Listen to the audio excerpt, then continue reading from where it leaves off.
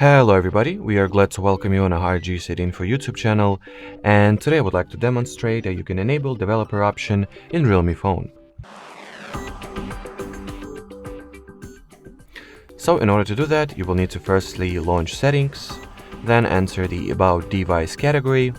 In here we will need to go for the, well, I would assume it's going to be version.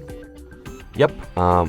Then continuously tap at the build number parameter until you will receive "you are now in developer mode" message.